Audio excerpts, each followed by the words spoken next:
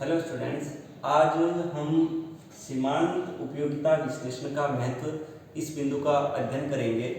सीमांत उपयोगिता विश्लेषण का जो महत्व है वो मुख्यतः जो 5 क्षेत्र हैं उन 5 क्षेत्रों में है। उपभोग के क्षेत्र में, उत्पादन के क्षेत्र में, विनिमय के क्षेत्र में, वितरण के क्षेत्र में और राजस्व के क्षेत्र में। अब हम इनको विस्तार से अध्ययन करते हैं। सबसे पहले जो है सीमांत उपयोगिता विश्लेषण का महत्व वो है उपभोग के क्षेत्र में। उपभोग के क्षेत्र में सीमांत उपयोगिता विश्लेषण का क्या महत्व है।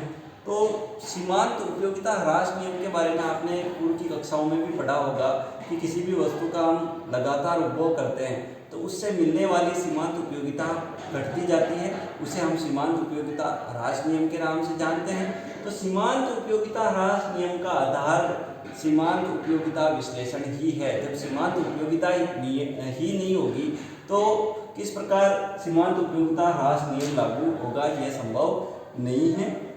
तो सीमांत उपयोगिता की जो धारणा है वो क्या बताती है कि जैसे जैसे किसी वस्तु की अधिकाधिक इकाइयों का उपभोग करते हैं उससे मिलने वाली सीमांत उपयोगिता उत्तरोत्तर घटती जाती है, उसमें ह्रास होता जाता है। तो इस प्रकार ये जो है सीमांत उपयोगिता ह्रास नियम, उसका आधार सीमांत उपयोगिता विश्लेषण है। दूसरा जो है सम सीमांत उपयोगिता नियम का आधार। ये इस नियम का भी आपने नाम सुना होगा पूर्व की कक्षाओं में, अगर आपके इकोनॉमिक्स रही है 12th क्लास में। तो सम सीमांत उपयोगिता नियम जो है उसका भी आधार सीमांत उपयोगिता विश्लेषण ही है। मानव जो है वो अपनी अनंत आवश्यकताओं की पूर्ति करने के लिए क्या करता है, सीमित साधनों से अधिकतम संतुष्टि प्राप्त करना चाहता है। लेकिन ये तभी संभव है कि वह अपना जो कुल संसाधन है उसका व्यय इस प्रकार करे कि उसे प्रत्येक द्रव्य की सीमांत उपयोगिता प्रत्येक दिशा में बराबर प्राप्त हो। यानी जितना पैसा वो खर्च करता है उसके प्रत्येक इकाई की सीमांत उपयोगिता बराबर हो, तभी जाकर वो अधिकतम संतुष्टि प्राप्त कर पाएगा। इस विचार के आधार पर ही सम सीमांत उपयोगिता नियम की रचना की गई है। इसलिए जो उपभोग के क्षेत्र में दूसरा महत्व है वो है सम सीमांत उपयोगिता नियम का आधार। फिर है तीसरा उपभोक्ता की बचत का आधार। उपभोक्ता की बचत के बारे में भी आपने अध्ययन किया होगा और आगे के अध्याय में हम इसके बारे में और विस्तृत अध्ययन करेंगे। लेकिन उपभोक्ता की बचत जो है उसका आधार जो है वो है सीमांत उपयोगिता जो विश्लेषण है वही है। सीमांत इकाई से प्राप्त होने वाली उपयोगिता इस इकाई के लिए दिए गए मूल्य के बराबर होती है। ऐसी परिस्थिति में उपभोक्ता को सीमांत इकाई से पहले की इकाइयों के उपभोग से उन पर व्यय की गई राशि से जो अधिक उपयोगिता मिल रही होती है वही उपभोक्ता की बचत होती है। माना कि आप बाजार में कोई वस्तु खरीदने जाते हैं, माना कि आप एक एप्पल लेना चाहते हैं, इसको ध्यान से समझिए। एप्पल लेना चाहते हैं, एप्पल का आपने भाव पूछा तो उसने कहा 20 रुपीज़ की एक एप्पल है। लेकिन आपको बहुत अधिक भूख लगी हुई है और आपको लगता है कि मुझे इसके अगर ये 30 रुपये भी मांगता मुझसे तो भी मैं देने को तैयार हो जाता, यानी मैं देने को तैयार हूँ कितने, 30 रुपये, और वास्तव में मुझे कितने देने पड़ रहे हैं, 20 रुपये ही। तो इस प्रकार 30 में से 20 लेस करने के बाद हमारे पास प्राप्त हुए 10 रुपये। वह 10 ही क्या है, उपभोक्ता की बचत है। तो उपभोक्ता की बचत को हम किस प्रकार माप सकते हैं, वास्तविक जो देना चाहता है और वास्तव में जो देता है उसका अंतर ही क्या है, उपभोक्ता की बचत है। किसी वस्तु को खरीदने आप जाते हैं, माना कि आप बाजार में कोई एक ड्रेस खरीदने जाते हैं और आप उसका मूल्य पूछते हैं, आपको दुकानदार बताता है कि ये 400 रुपये की है, लेकिन आपको ऐसा लगता है कि ये 400 की नहीं बल्कि 600 रुपये की है और इसके अगर ये 600 रुपये भी मुझसे मांगता तो मैं देने को तैयार हो जाता या हो जाती। अर्थात आप देने को तैयार है 600 और आपको वास्तव में देने पड़ रहे 400। तो 600 और 400 का अंतर जो है 200 रुपये, वही उपभोक्ता की बचत है। तो यहाँ पर जो उपभोक्ता की बचत है उसका आधार भी सीमांत उपयोगिता विश्लेषण ही है।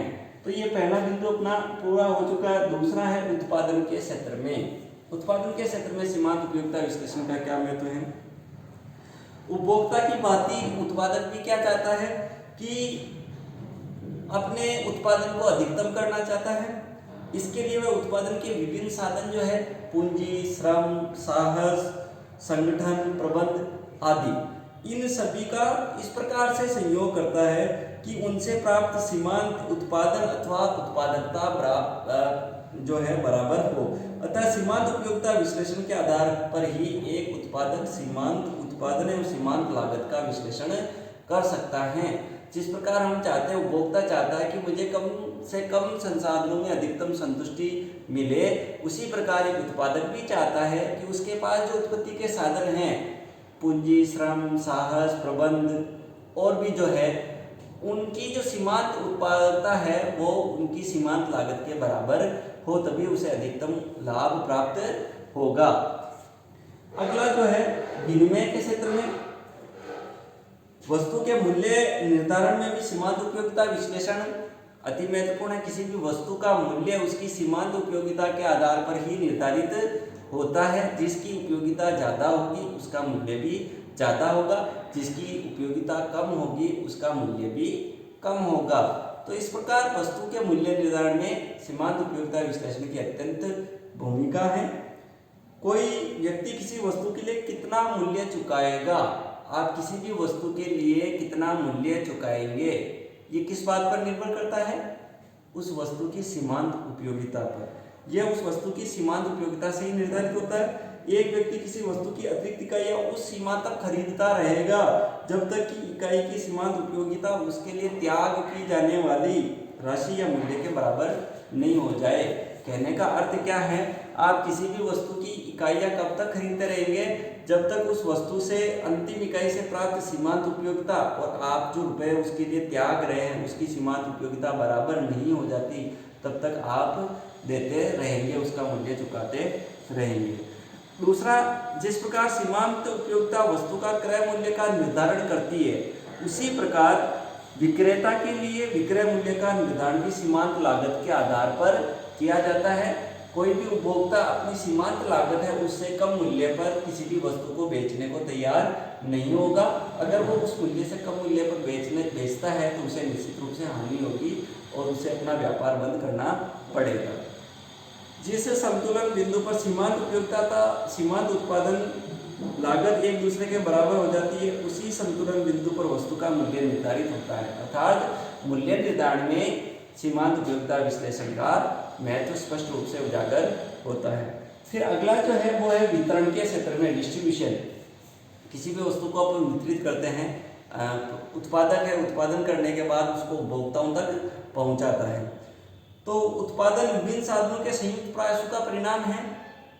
उत्पादन जो होता है वो एक व्यक्ति अकेला नहीं कर सकता, उसमें उत्पादन के सभी साधन जिनकी हमने चर्चा की है, भूमि, पूंजी, साहस, श्रम, प्रबंध आदि।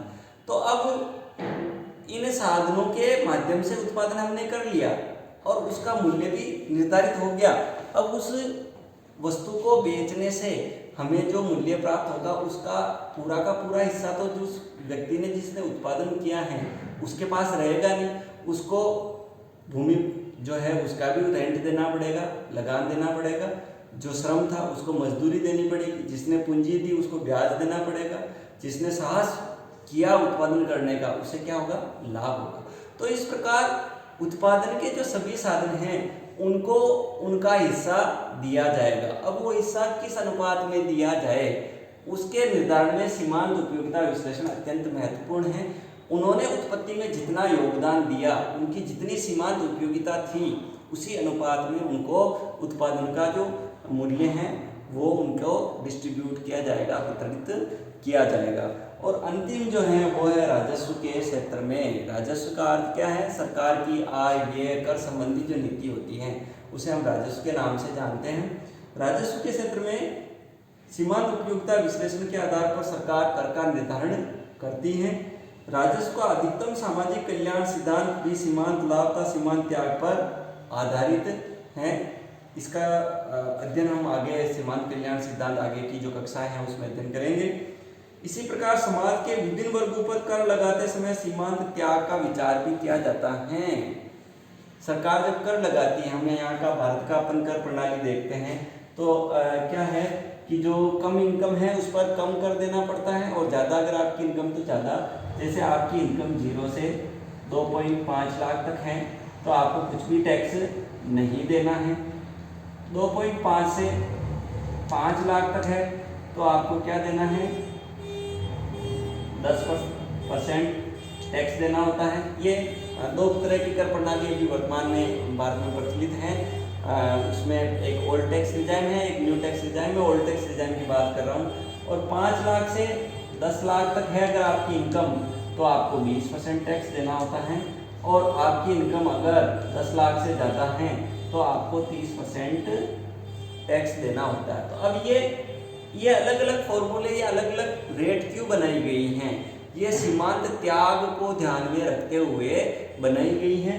एक व्यक्ति जो 2.5 लाख रुपए कमाता है उसके लिए 1,000 रुपये का जो महत्व है, वो 10 लाख से ज़्यादा कमाने वाले के लिए 1,000 का महत्व है उससे कई गुना ज़्यादा होता है। यानी गरीब व्यक्ति हैं उसके लिए 1 इकाई का या 1 रुपये का जो महत्व है वो अमीर व्यक्ति के लिए जो महत्व है उससे कई गुना ज़्यादा होता है। इसलिए जो गरीब है उनसे कम कर लिया जाता है या उनसे कर नहीं लिया जाता है, और जो अधिक धनवान है उनकी सीमांत त्याग करने की क्षमता ज़्यादा होती है, इसलिए उनसे ज़्यादा कर लिया जाता है।